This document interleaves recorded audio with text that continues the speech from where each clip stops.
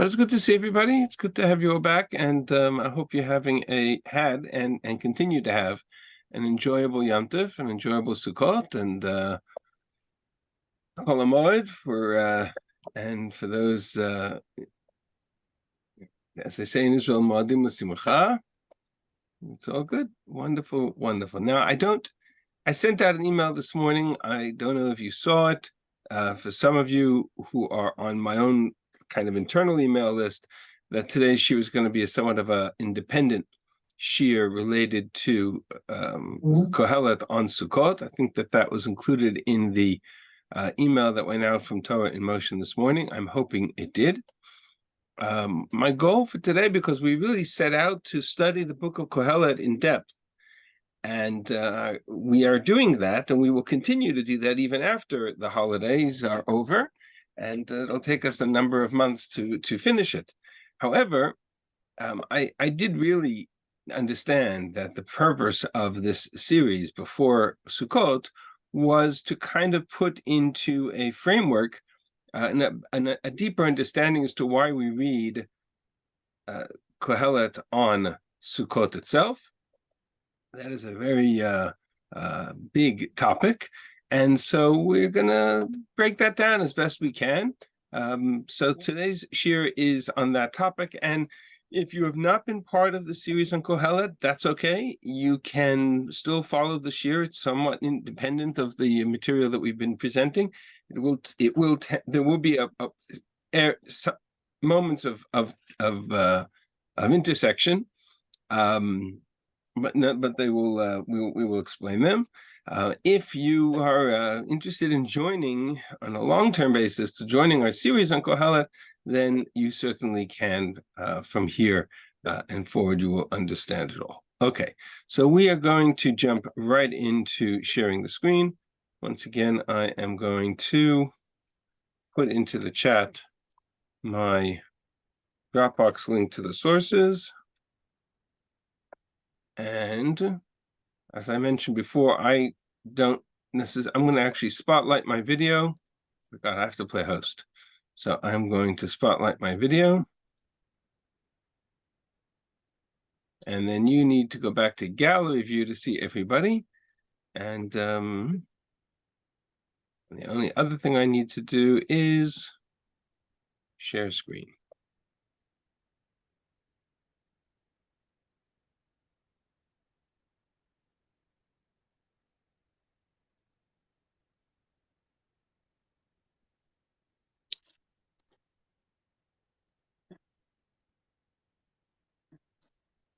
All right, we're just working through the logistics. Okay, let's get this share screen.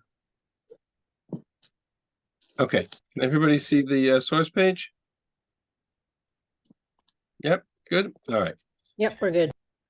All right, so the question for today is, why do we read Kohelet on Sukkot? There's some very obvious and famous reasons for why we read Kohelet on Sukkot. We're going to address them early and kind of move on from there. But I want to start basically with where this custom comes from. There are two sources that are quoted in the Shulchan Aruch, both in the Ramah of Moshe Isserles, the Ashkenazic posek, in the co-author of the Shulchan Aruch, and one in the name of the Avud Raham, and the other in the name of the Maharil, more or less Middle Ages, late Middle Ages, early Rishonim, late Rishonim, early Achronim. This is the language of the Shulchan Aruch in the laws of Pesach. I don't have translations of these sections, so I'm going to read and translate, so just bear with me. The context here is Shabbos Chol Hamoed Pesach, the intermediary Shabbat of Pesach. And there the Ramah writes that there is a custom to read Shir HaShirim, Song of Songs, on Shabbat of Pesach.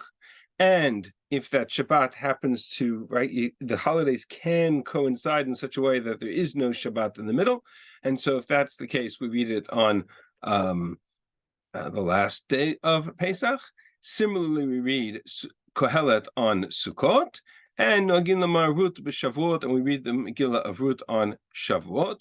if you consider the fact that we read, of course, Esther on Purim and Echa on Tisha B'Av, that more or less covers all 5 of the Megillot. They're called Megillot for that reason, because we read them at the various times throughout the year in a public setting.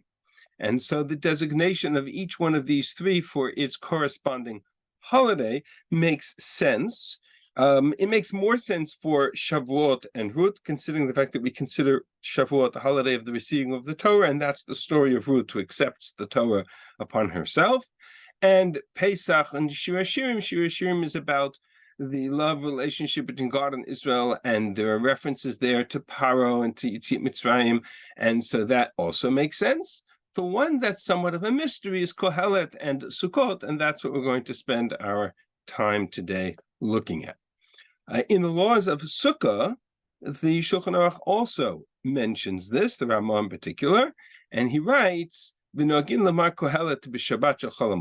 custom is to recite Kohelet on Shabbat, the intermediary Shabbat, or if there's no intermediary Shabbat, then we read it on Shmini Hatzeret, which of course, if there's no Shabbat in the Chol Hamoed, Shmini Hatzeret is going to be on Shabbat.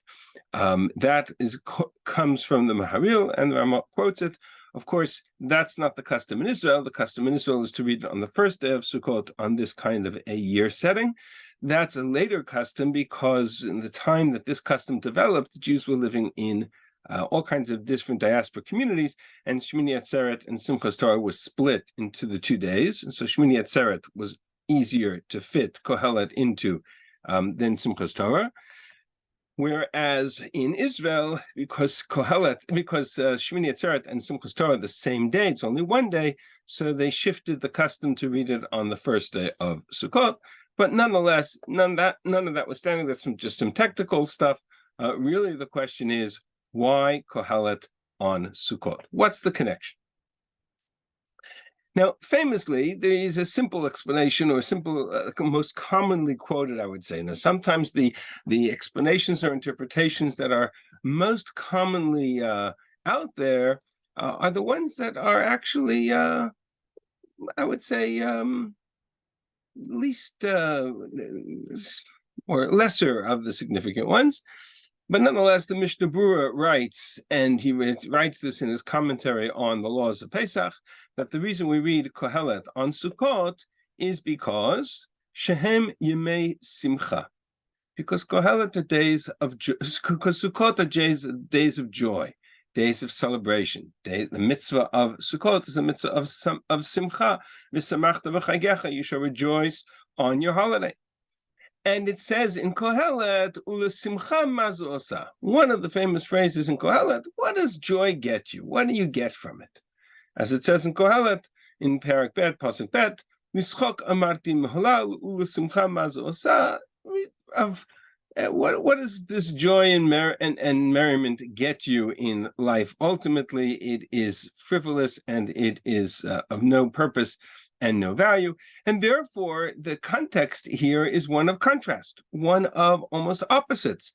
On the holiday in which we read about joy, in which we're celebrating and being joyous, and that's the mitzvah, to be joyful, then we read about a book that says, no, not so good, not such a good idea. Maybe we don't want to be so joyous. Maybe we don't want to have such simcha, which is a little bit weird, if you ask me, right? Why should we read a book that contravenes the theme of the holiday itself? And I pulled here on the some of the sources, most of the sources that are non-biblical, non-Tanakh, are on the source page. Tanakh sources, for the most part, I've tried to put here. Some of them are on the page, as we'll see as well. But the phrase from Kohelet, Parak Bet, Lischok amarti molal, I said of laughter, it is foolishness, ulesimcha mazo osa, and of mirth, what does it accomplish? Seems to kind of set a stage that says, you know what, this mitzvah of Simcha and Sukkot, not so fast. We're not going to let it go unbridled. We're not going to let it get out of hand. We're going to kind of temper that joy with a bit of a dose of cold water reality. And if Kohelet is anything, it's a big bucket of cold water doused on all of our celebration, cold water reality check. That seems to be how the Mishnah Berurah understands this phrase, right? It's the days of Simcha, and we're going to read a book that says, you know what, Simcha that's unbridled, Simcha that's not contextualized, Simcha that's not of a mitzvah, says the Gemara, that's not our ideal, and so that's the reason for the reading of Kohelet. I would assume that most of you have heard that explanation. It's more or less the more common explanation that is given. And it kind of sets a contrast between the reading of Kohelet and the mitzvah of Simcha on the holiday.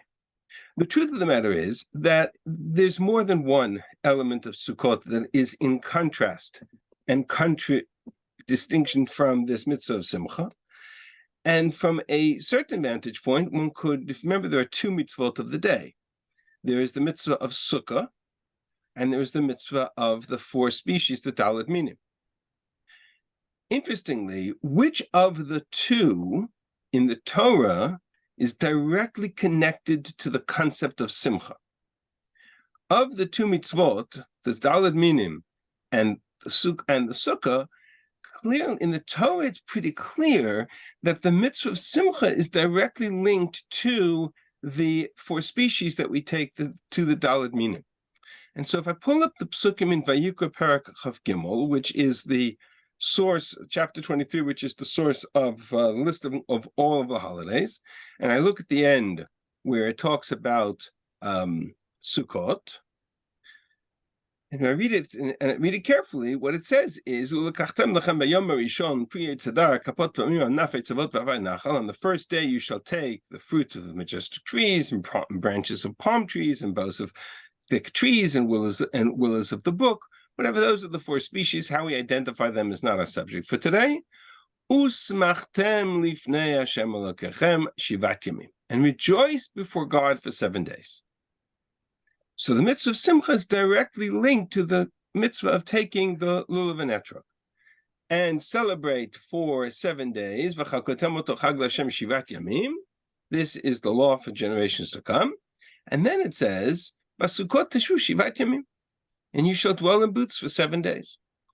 All of the native-born Israelites, meaning all of the citizenry of Israel, shall dwell in booths, yeshvu basukot, so that you shall know that in booths I caused Israel to dwell when I took them out of Egypt. And that's the list of the holidays. So there's only one reference to Simcha here, and it's directly linked to the four species. Similarly, the other place in which we read the holidays, which is in Devarim, Perak Tet Zayin. I always point out that Devarim Perak Tet Zayin is a fascinating chapter because it's always read in diaspora communities on the second day of Yom Tov, which means that it's never read in Israel on the holidays. So if you've never been in diaspora communities over Sukkot, you'll have never read these chapters on the holidays themselves, which I think is an interesting oddity. But nonetheless, in Dvarim Tet Zayin it says, Chag HaSukkot aseh lecha shivat yamim, keep the festival of Sukkot for 7 days. Be'ospecha migorancha u'miikvecha, when you gather in from the threshing floor in your wine press. V'samachta b'chagecha tau bincha u'bitecha u'miovdecha v'amatecha, you and your son and your daughter and your household, etc. And Shivat Yamim Tachog Hashem Elokecha B'makom Yishivcha, for 7 days you shall rejoice with Hashem. In other words, the mitzvah here of Chag HaSukkot is directly linked to the notion of Sukkot as Chag HaAsif, the festival of the harvest, or the gathering, I should say, the festival of the gathering of the produce from the threshing floor into the silos, because they were drying out on the fields, and now they have to be brought inside because the rain season is about to start. And as you gather in all of your produce from the threshing floor and the wine press, you shall rejoice. And the rejoicing comes from ki yivarechecha Hashem Elokecha b'chol tvuatecha v'chol ma'aseh yadecha v'yitach sameach, because you're rejoicing over the gathering of the produce. This is the Chag Asif. This is the festival of the gathering, and because it is the gathering of the produce that's in the fields, you shall rejoice over all the blessings that God has given you in the work of your hands. So it's fascinating. Of the two mitzvot, which of the two, the Daled Minim or the Sukkah, seems to be more connected directly to the notion of Sukkot as Chag Asif, the holiday of the gathering, that which celebrates the harvest, that which celebrates the gathering from the threshing floor and the winepress, seems to be related to the Daled Minim, which is a celebration of the land of Israel, the produce of Israel, the success of Israel, and the blessings of the land of Israel. That's what the Daled Minim are. There's the mitzvah of Simcha here. In Vayikra Chav Gimel, it's explicitly connected to the Daled Minim.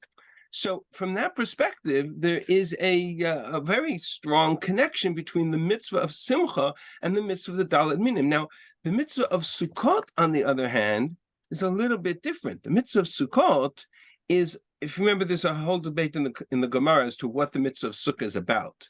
And we're going to come back to that debate at the end of the shir today. But there are those who say it's about the clouds of God's glory. We'll come back to that. But the simplest explanation is that the Sukkah represents the Sukkot that you dwelt in booths when you were traveling through the desert for 40 years, Botziyotam Eretz Mitzrayim. That's not about gathering. That's not about the Asif. And that's not about the produce. That's about divine providence and protecting us while we walk through the desert. But that's not necessarily a mitzvah of Simcha. The Simcha is connected to the harvest. Much like, for example, and let's go back to the source page for a minute, much like the mitzvah of the first fruits that we bring. The farmer who brings the first fruits to the temple, the bikurim, he also brings those fruits to the temple, and he has a whole declaration to recite. And there, you shall rejoice over all the good that Hashem has given you and has blessed you in your household, in your home, and you and the Levi and the Ger and all of the people who live in Israel. In other words, there is a notion that the mitzvah of Simcha is inherently connected to the celebration of the harvest, the celebration of the plenty. And so it says Rashi, wait a second, you know what? Celebration of plenty is somewhat, not Rashi, the Mishnah Berurah, celebration of plenty carries with it a little bit of a dangerous element. There's a little bit of a warning shot that the Torah presents to us whenever it says you're going to celebrate that which you have. You're going to celebrate the asif. You're going to celebrate the harvest. You're going to celebrate the gathering. Celebrate the wealth. Celebrating wealth, well, wait a second. Not so fast. Because there's an inherent danger in celebrating the wealth that we have. And especially when that wealth is connected to the land of Israel, which the Daled Minim represents. The Torah in Dvarim, Perek Chet, sets out this whole introduction that God, actually, you know what, I'll show it to you in the Psukim. I think it's worth seeing the introduction to it, which is not on the source page. I apologize for that.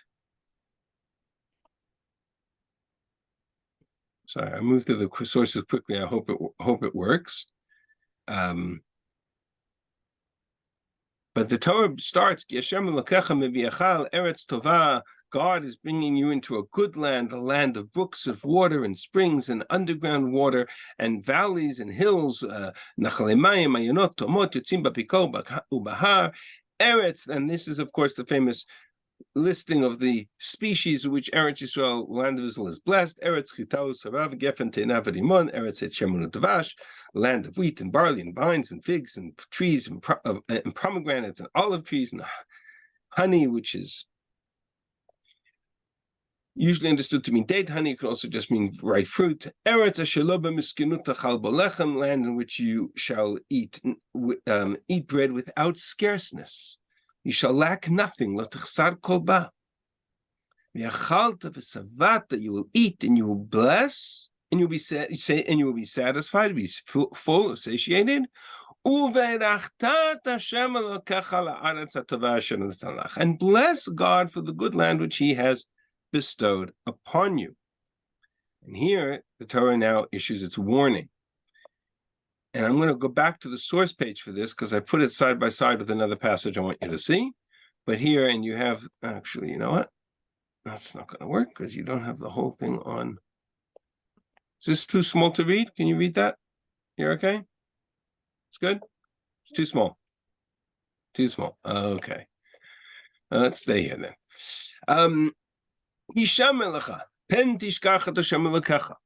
Guard yourself. Be careful.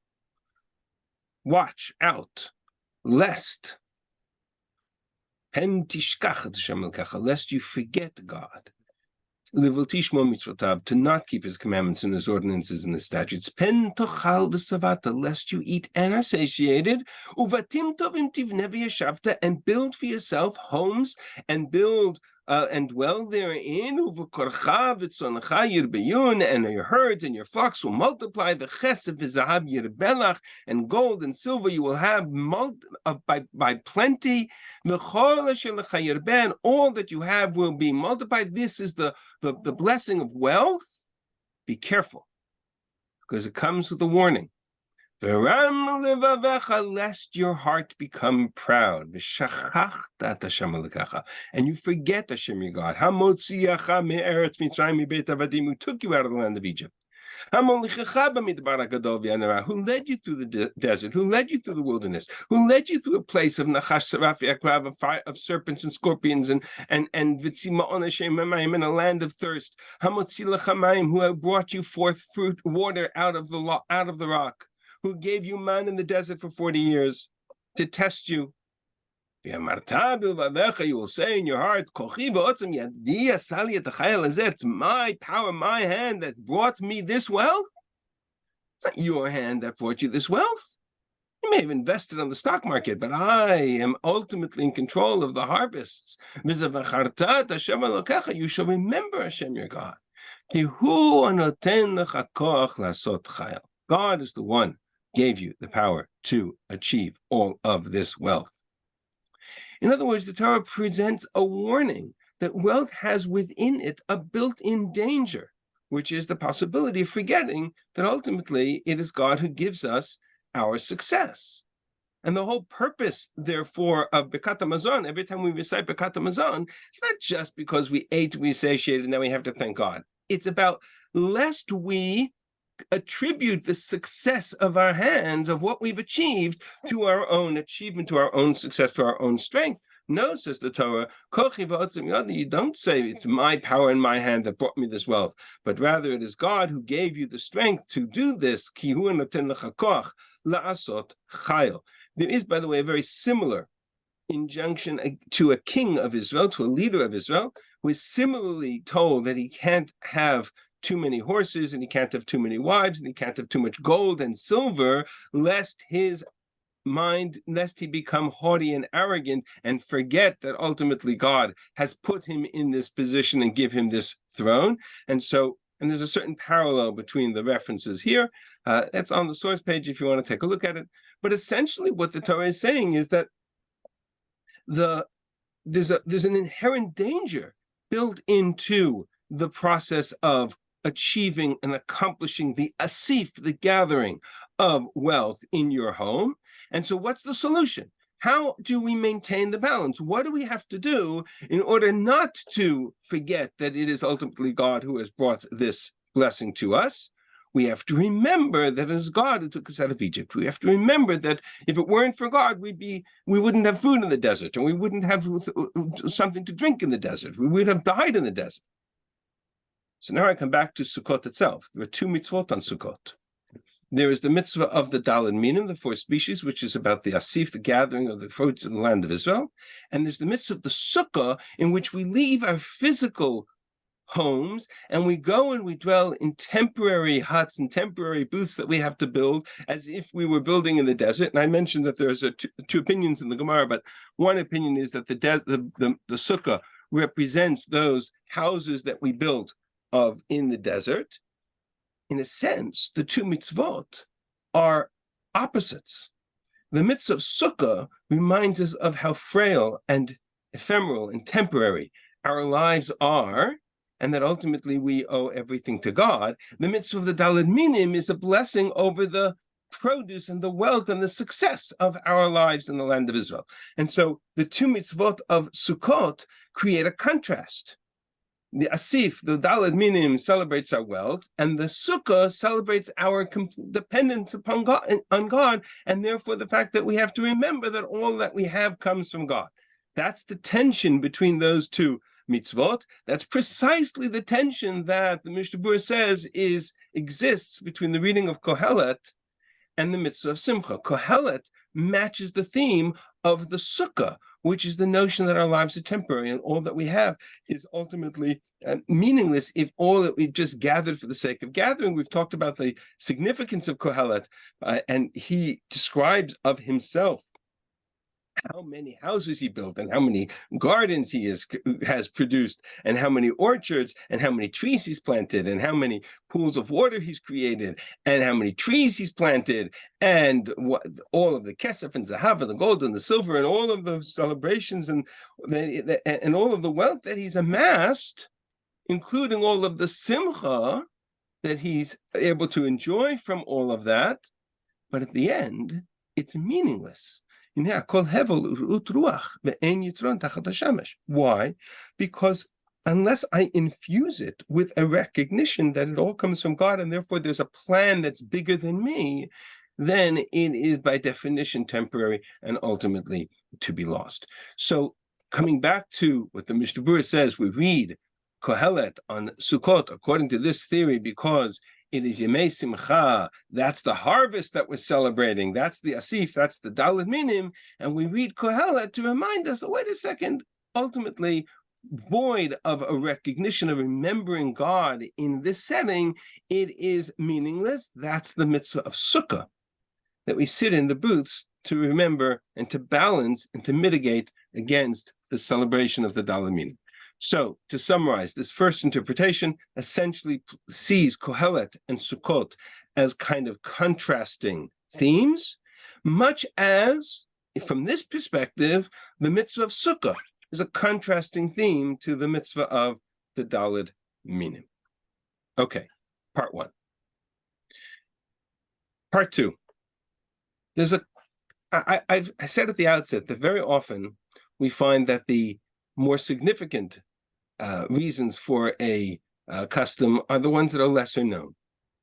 The Mishnah Berurah's reference to Simcha is much later, right? The Ramah is in the 16th century. The Mishnah Berurah is in the 19th and 20th century. So there's actually a much older tradition as to why we read Kohelet on Sukkot that goes back to the early Rishonim. Yavud Ramu was a Rishon and much earlier. And that actually starts with Rashi. And Rashi wrote a siddur, and people don't know that Rashi wrote a siddur. His Talmidim actually recorded it in the siddur called the Mafsavitri, or the Siddur Rashi. It's a series of books published under the Beit Midrash of Rashi by his students. And there he quotes the following. There's a pasuk in Kohelet that says, Ten chelek l'shiva v'gam l'shmona. It's a pasuk in Kohelet. Actually, this was Kohelet chapter 2 we've been reading. Now we're going to jump to chapter 11. Pasuk bet, Tein chelek l'shiva v'gam l'shmona. Put aside a portion for 7 and for 8. Very enigmatic phrase, unclear what that means, 7 and 8. Because you don't really know what calamity will befall the earth. Ki lo tedam ma yera ala aretz. Meaning, set aside a portion for a rainy day. It's the modern day equivalent. Put aside a portion for 7 and for 8 because you don't know what's coming.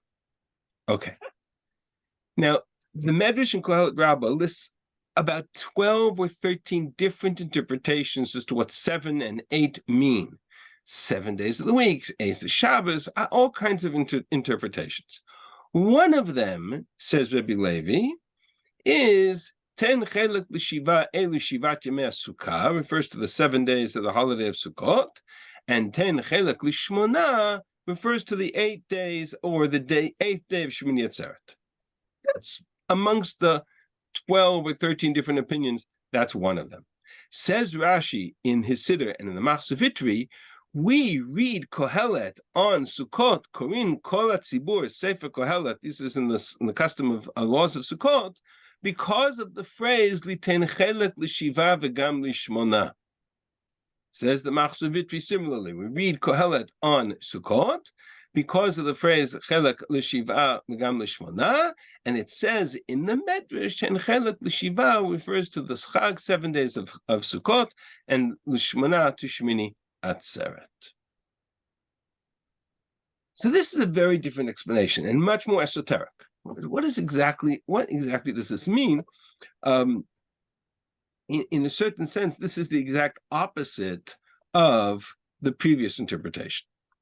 Meaning, if I go back to the verse, what's the allusion here? What's the reference here? Why is this verse so, among all of the opinions that are quoted in the Medrash, why does Rashi pick up on this particular one and link this verse to the holiday of Sukkot? So if I go back to the text itself, we'll find, I think, that the answer, and this I've shared with you on a number of different occasions, that very often Chazal will point to, or the Rishonim to it too, point to a verse, but what they really mean is a much broader context of the whole verse in paragraph. So let's go back to that verse for a second, and I think what we'll find is that the mindset here is almost the mirror image, or the opposite, the mindset that we just saw in the previous one. Pasuk says, starting with beginning of Perek Yud Aleph, KOHELET, Shlach lach machal pnei hamayim, cast your bread upon the waters. Eventually, in the many abundance of days, you shall find it, it shall come back to you. You never know. Try. Put aside a portion for 7 and for 8 for Gam Lishmana. You never know when there will be evil upon the earth, and you won't have anything to eat or drink, and therefore put aside for, in the modern equivalent idiomatic expression, for a rainy day.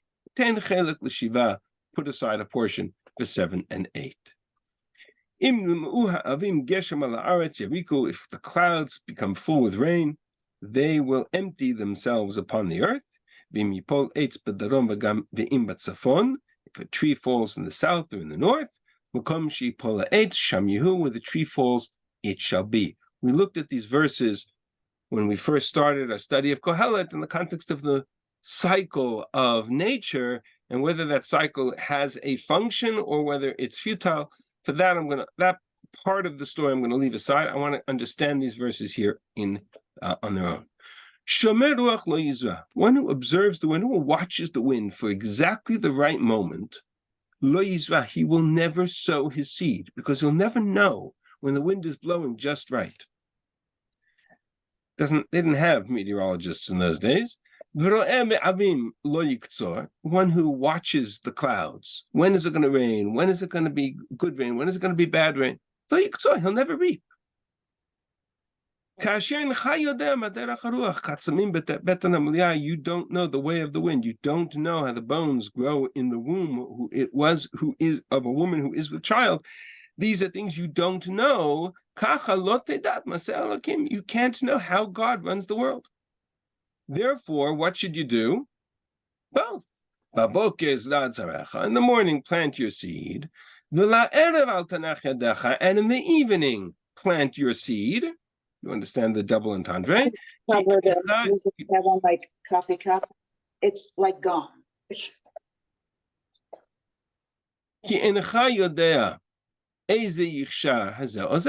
You don't know which will be successful, one or the other, or they'll both be successful. What's he saying in these verses? Essentially, what Kohelet is saying is that there's a different side to the asif, to the gathering in of your produce. And the second side to the asif is not that it's a moment of celebration and joy and chagiga and simcha and look at what I've accomplished and I've achieved. No, the harvest and the gathering is right before the rain season. And it's a very risky moment.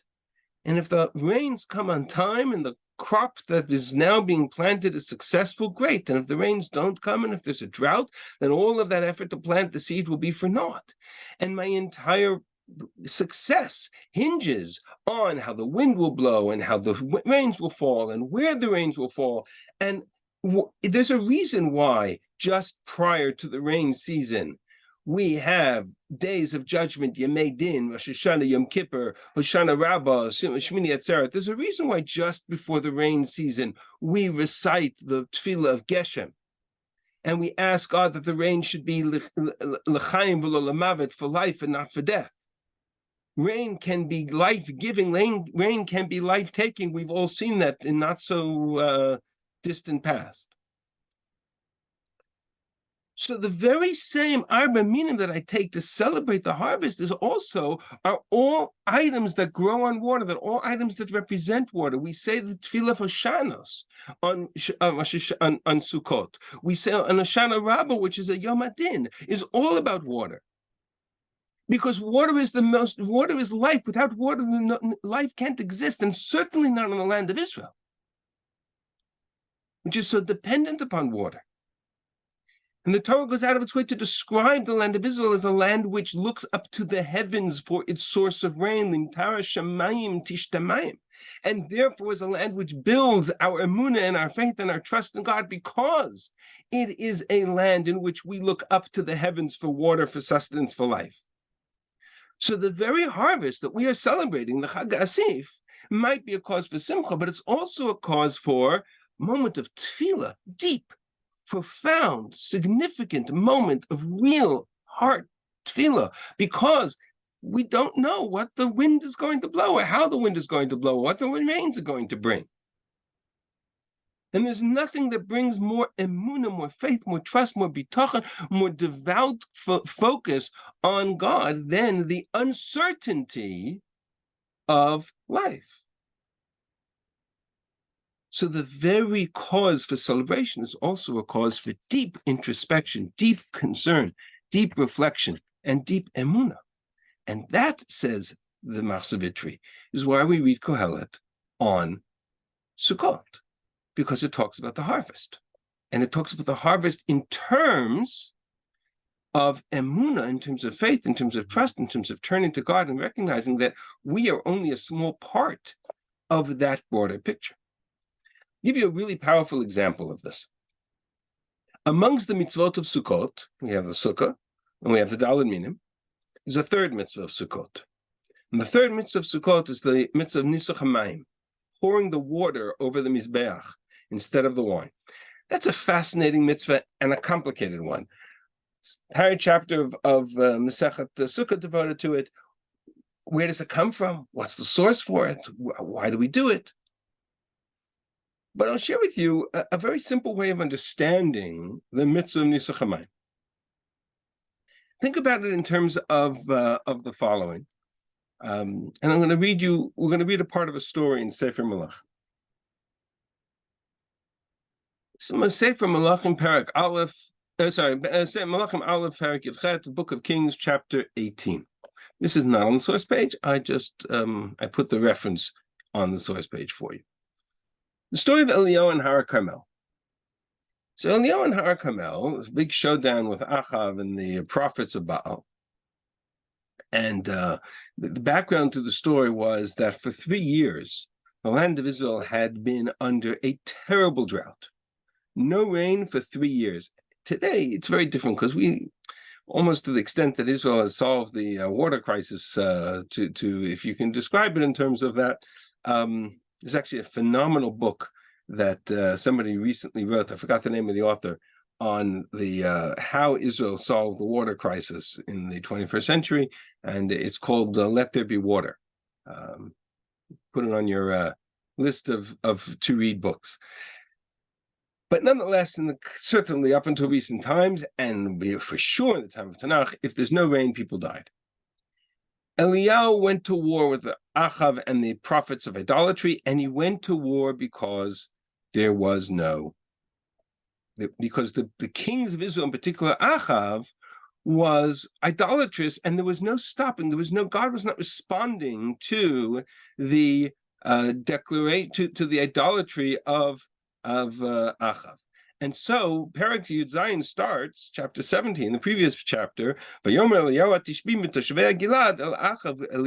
this is the first reference to Eliyahu in Tanakh, shows up on the scene, and he says to Achav Chai Hashem Elokei Yisrael asher amarti lefanav im yesh shanim ha'ela tal umatar ki im lefi dvari. I hereby proclaim that there will be no rain or dew in this land unless I say so.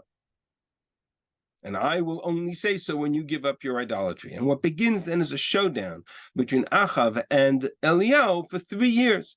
And for 3 years, there is no rain in the land of Israel. Now, what happens between God and Achav is also part of the story, but we're not going to read the whole story.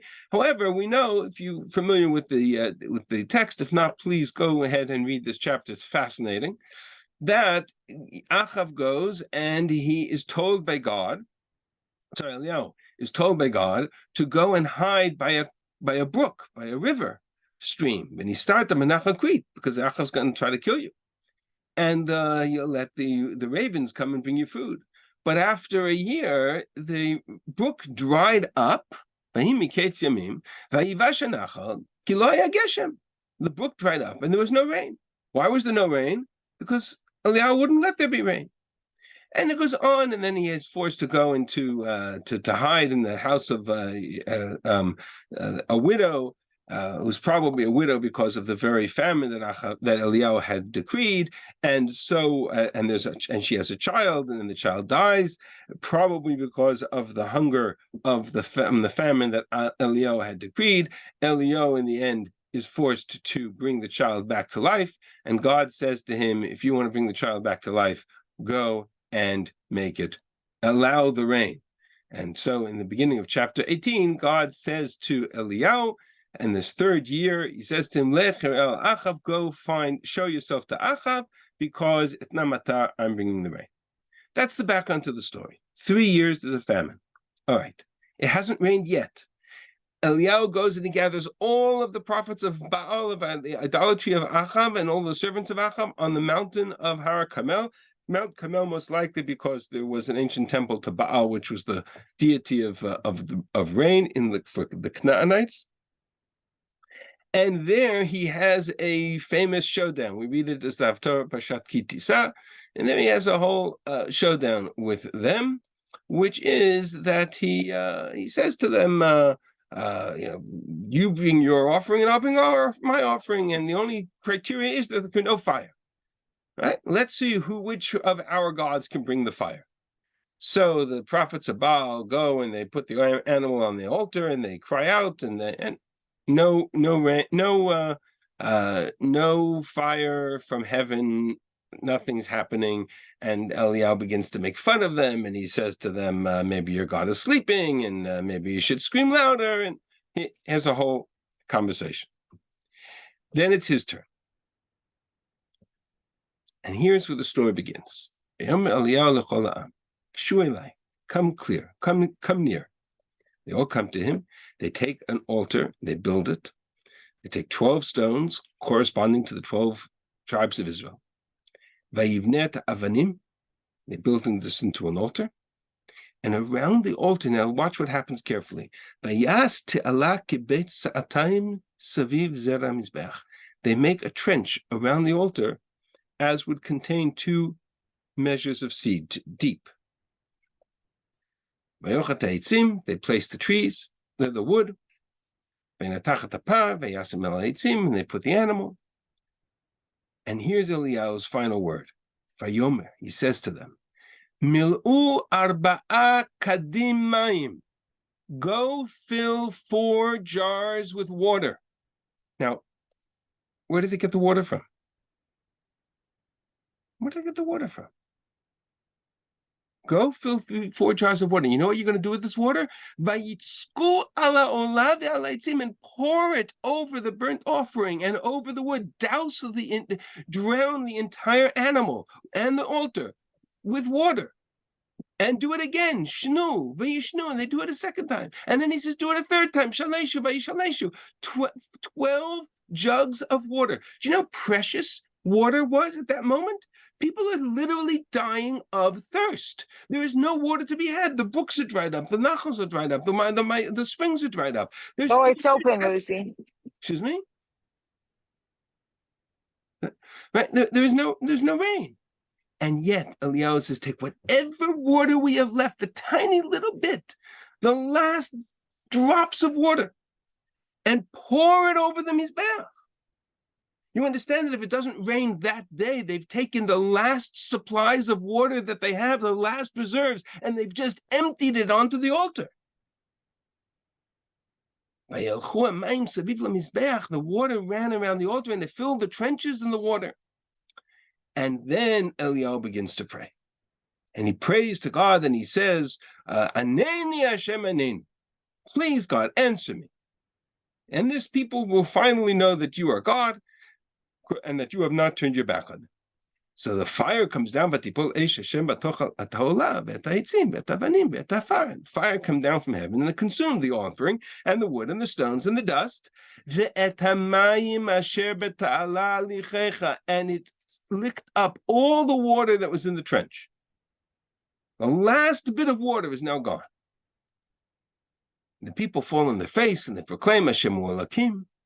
And the rest of it is with regards to the Nevi'ah Baal is not my issue, but you understand what just happened. Eliyahu took the last bit of water and he poured it over the altar. And then the fire came down and consumed it. Now where do I bring water from? If it doesn't rain, everybody's dead. It's the last-ditch moment. Eliyahu, the emunah, the faith, the trust that Eliyahu has to have, and that the people have to have, to recognize that at this moment, if it doesn't rain, their lives are done. It's the last reserves of the water. And so Eliyahu turns to his nar and he says, Habet derech hayam. Now go and look towards the sea. I don't see any clouds. 7 times he goes back and says, I don't see any clouds. And on the 7th time he says, oh, I see a tiny little cloud coming from the sea, kafi sholah, like a small man's hand. And then ad ko v'ad ko, the wind began to grow black, and clouds, wind, geshem gadol, and it rained. And what a celebration. The rest of the story, as I say, is not our subject. However, come back to what is our subject, which is why is there a mitzvah simchas beis hashoeva? Why do we pour water on the mizbeach? As part of the avodah, as part of the service of rain.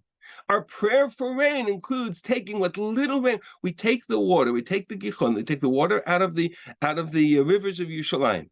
The last bit of water that exists, because the rivers are at the lowest they are in their entire season. Happened to be this year it rained early, but generally speaking, it doesn't rain until after Sukkot. Certainly not in Israel. And we take that water and we pour it on the altar. It's the exact message of, or it's the opposite, I should say, of the mitzvah Bikurim. In Bikurim, we bring the first fruits to the Mizbeach.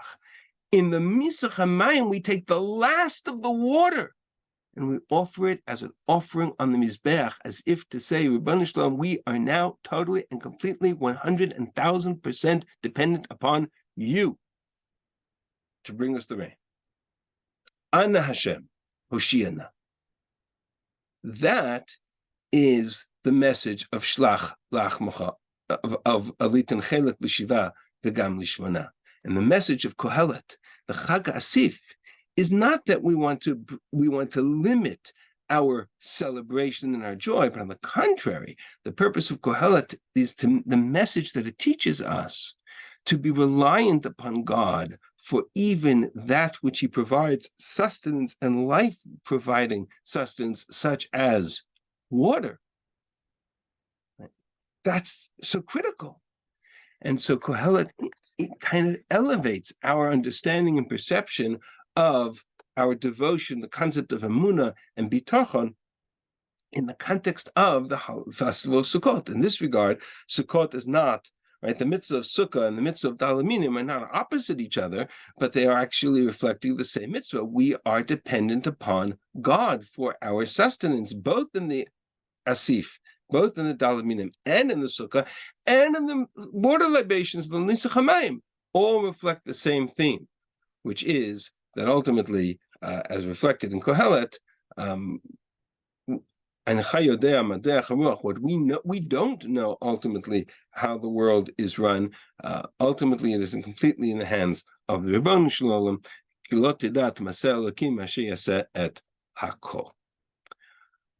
So that's the second explanation for why we read Kohelet on Sukkot, and that actually has a much older source in terms of Rashi and most of the early Rishonim who quote this verse as well. We have 10 more minutes, and in the 10 more minutes remaining, what I want to do is kind of summarize two other possible directions for the connection between Kohelet and Sukkot that I'm not going to elaborate on. I'm just going to mention them, and then we'll spend the remaining time on a final possibility that connects back to what we had learned about Kohelet. The other two explanations have to do with the nature of the text of Kohelet itself. One was, it's actually not here, so I will stop sharing for a moment. One is the notion of the cycle. If you remember when we first started studying Kohelet, we talked about the opening paragraph, which describes a kind of endless cycle of nature.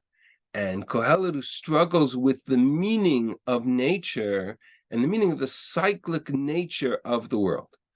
He looks at the various cycles of the world, wind and water and air and earth, etc., and ultimately comes to the conclusion that what is the purpose of the cycle if it brings you back to the point at which you started?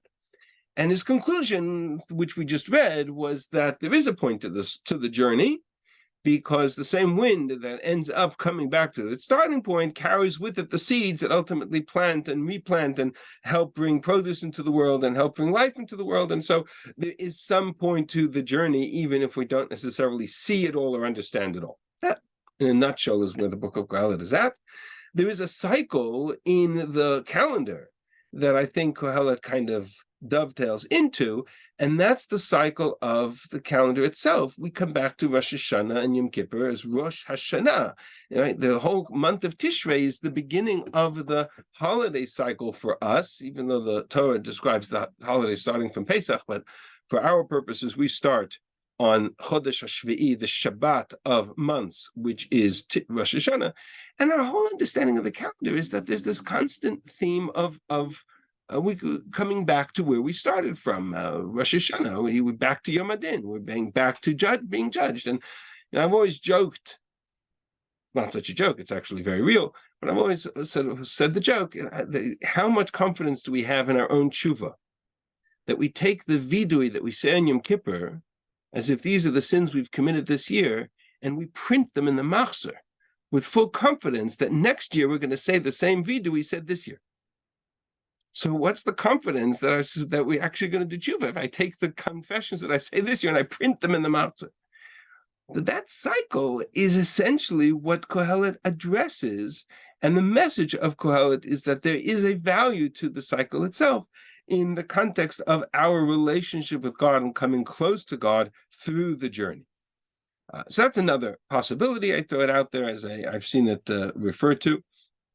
And the fourth possibility, which again I'm just going to mention, is the notion of something which we actually talked about when we first started to look at Kohelet, which is the medrash that says that the name Kohelet given to Shlomo HaMelech comes from the words lahakil, to gather the people together, as yakel Shlomo gathered the people together. We'll talk about that verse in a second. And says the medrash, shayu dvarim ne'emarim behakel. The words of the king were recited, were read publicly in a public gathering. What mitzvah of hakel is related to the holiday of Sukkot? There's a mitzvah of hakel related to the holiday of Sukkot. Every 7 years after Shemitah, there was a mitzvah to gather all the people together, and the mitzvah was called the mitzvah of hakel. And gather all the people. It was a reenactment of the experience at Sinai. It was a reenactment of Ma'amad HaSinai in its totality. Bring the men and the women and the children, and you come once every 7 years, and after the year of Shemitah, when the farmers have no produce to gather because there's no asif, they've just had Shemitah, so they come to Chag HaSukkot without the normal asif, without the gathering to hold them back. They all come together, and the king reenacts the ceremony of the experience at Mount Sinai. So from that perspective, the Gemara says the Medrash says that is actually what Shlomo used to read to them. In addition to the books of the Torah, he read to them these words of wisdom of the book of Kohelet. I think that there is a notion of the reenactment of the Brit, the reconnection of the Brit, which takes place in the holiday of Sukkot. Shlomo Melech builds the temple, dedicates the temple on the holiday of Sukkot. That's this verse of Az Yakel Shlomo, which is the dedication ceremony of the temple itself, which you read as the Haftorah on the second day of Sukkot in Chutz La'aretz. And there, that takes place on the holiday of Sukkot. Shlomo saw the connection between the Mikdash and the and Sukkot in a way that we'll see momentarily. But that is the other possibility as to why his words were read publicly when he gathered the people together in the courtyard of the Mikdash, as is the mitzvah of Hakel. So I've seen those two additional reference points for why Kohelet has a connection to Sukkot. The remaining few minutes that we have, I want to throw out another possibility altogether. And none of these, they're not mutually exclusive. I think everything that all the different reasons that we've given, all kind of build different levels of understanding. There's an element of kind of tempering our joy over what we have because we recognize that it comes from God. At the same time, we also recognize that our success financially and otherwise is here today and gone tomorrow, unless it is blessed with kind of a siyata d'shmaya that the Ribono Shel Olam gives us with. That too is a theme of Kohelet. Certainly the notion of the cycle of the rededication to God, which in the reenactment of the Brit, which is part of the mitzvah of Hakel, is also part of the themes of Sukkot. There's one more. And over the last couple of weeks, we've spent a good deal of time talking about the connection between the Beit HaMikdash and Gan Eden, and the role that the Garden of Eden plays, and the role of the temple as a kind of a modern, for Shlomo Melech, right? The sort of the reframing of the Garden of Eden in the context of the temple itself. Shlomo Melech dedicates the temple on the holiday of Sukkot. That's not an accident. In fact, the second temple was supposed to be dedicated on the holiday of Sukkot. The second temple is described in Sefer HaMaccabim, in the dedication of the story of Hanukkah. According to one reference in the book of the Maccabees, the dedication temple of the second temple, which was the dedication of the second temple, which was also 8 days long, like Shlomo's dedication was 8 days long. Yerach ha'etanim b'chag, the holiday of Sukkot, which is 8 days long. The Jews at the time of the Maccabees wanted to dedicate the temple in the month of Tishrei, but they couldn't because they were busy fighting in the wars. They were busy hiding in the hills, etc. So when it came to Kislev, in the month of Hanukkah, they went out and they brought all of the Daled Minim, and they celebrated the holiday of Hanukkah, or the dedication of the temple, with all of the palm branches and all of the species of the Daled Minim, described in detail in the Sefer Maccabim. And they called the holiday, ready for this? Chag Sukkot b'chodesh Kislev. The holiday of Sukkot in the month of Kislev. It's a reference in the book of second book of the Maccabees. So what's the connection between Sukkot and the Mikdash? Well, the answer to that is, let's go back to the Gemara in Masechet Sukkah. And the Gemara there offered two possible explanations for what the Sukkah, the physical booth, represented. The physical booths that we built in the desert, or the clouds of God's glory, the Ananei Kavod. And fascinatingly, the Rishonim, Rashi, Ramban, not so much even the Rashbam, but many of the other Rishonim said that the real pshat, the pshat of the pasuk, the pshat of the mitzvah, is the Ananei Kavod, that the sukkah represents the clouds of God's glory, not the sukkot, the booths that we built in the desert for 40 years. And Rashi insists that the pasuk in Vayikra ki basukot shabtit b'nei Yisrael refers to the Ananei Kavod, and the Ramban says that's pshat. Why? And the Torah, of the two opinions that are quoted, the Torah and the Shulchan Aruch only quotes the opinion of the clouds of God's glory, the Ananei Kavod. It doesn't even mention the possibility that it represents the booths that we built in the desert. And the reason for that is very simple. What are we celebrating? We're celebrating God's providence over Israel when he took us out of Egypt. That's the clouds of God's glory. The fact that we built booths so we wouldn't be suffering from the sun, and we built booths so we wouldn't be suffering from the snakes and the scorpions that surrounded us, that's something we had to do. That's not something God did. That's something we did because we weren't 100% sure. We needed to do our own ishtadlus to protect ourselves. But ultimately, the real protection came from the clouds of God's glory. The real protection came from the Shekhinah.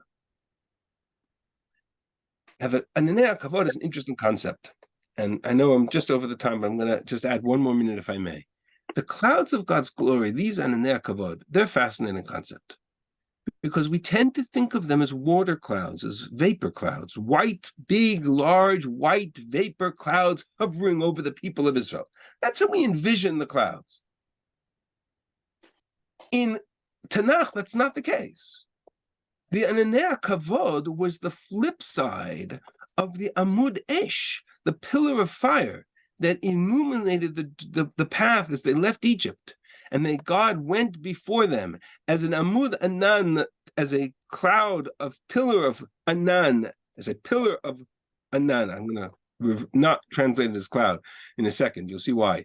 To show them the way. And nighttime as an Amud Esh, as a pillar of fire. And the Amud Anan and the Amud Esh go hand in hand, day and night. Well, Amud Esh is fire. So what is the Anan? Well, it's not water vapor.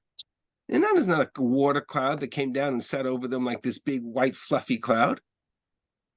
Amud Esh is a pillar of smoke. The Esh, the fire that created a smoke, created Anan. And they're both manifestations of the presence of the Shekhinah. In Shemot Perach Daled, when it says that Moshe sat for 7 days before going up the mountain, it says, "Vayikra Moshe b'yom hashvi mitoch Anan." God called him on the 7th day from within the Anan. Umar'eh kvod Hashem ke'esh kohelet, and the people saw the kvod Hashem as a fiery, consuming fire. It's either or. It's either a consuming fire or it's the Anan. But the Anan is simply the smoke that hides the fire from within. When Aaron went into the Kodesh HaKadosh, when Aaron went into the Holy of Holies on Yom Kippur, the Torah says, "Ki be'anan ere'eh ala kaporet." You have to create an anan for me to be seen on the kaporet. What's the anan? The anan is the smoke created by the Torah, created by the incense. We say it in the Hoshanos. In Hoshanos, on the Hoshana Rabbah, pay careful attention. You'll see several references to Anan Esh, the cloud of the fire, or a pillar of the fire, the cloud of the fire. It's not cloud, it's smoke. It's the Shekhinah. It's the Shekhinah that dwelt on the people. It's the Shekhinah that filled the tabernacle. And not an accident that the holiday of Sukkot in English is called tabernacles, because the Mishkan was called the tabernacle. It's the Mishkan, it's the Mikdash, it's the presence of God in their midst that is the core of what the Anan was all about. We build a sukkah, we build these little huts, not because we're trying to imitate what they built in the desert, but we're trying to imitate the Mishkan. We're trying to build ourselves a little Mishkan, a little sanctuary. That's the concept of the Anan, the cloud or the pillar or the smoke of the Shekhinah. In other words, to come back to where we had started from, it's the theme of the Mikdash, it's the theme of the temple, it's the theme of Gan Eden. What's the theme of Gan Eden? The theme of Gan Eden, the temple, is the manifestation of Gan Eden that we talked about when in our last class. Shlomo Melech, who goes down to build the Beit HaMikdash, the very first thing he encounters is the test of Adam HaRishon, which he fails because he chooses the Eitz HaDat instead of the Eitz HaChaim. Lavin ben Tov Lara, God says to him, "I'll give you the wisdom to discern between good and evil, but I will hold back from you the promise of long life. The Eitz HaChaim you don't get unless you give up the Eitz HaDat. The Eitz Chaim in Lamachazikimba, the tree of life, is the Kodesh HaKadoshim, is the Holy of Holies. The Kruvim that guard access to the tree of life is the Kruvim that guard access to the Eitz HaChaim.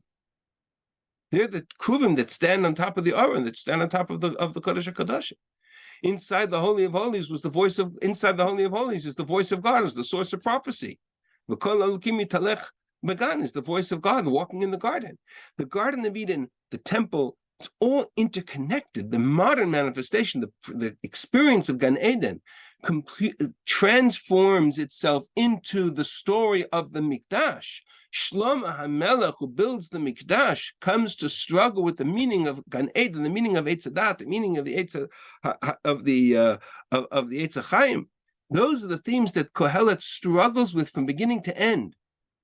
That's the theme of Kohelet. Kohelet is the book that tells the story of Gan Eden. It's the story of Shlomo HaMelech's struggle with the two major themes of the book, good and evil, Tov and Ra, and life and death, Chaim and Mavet, are the two primary themes of the book of Kohelet.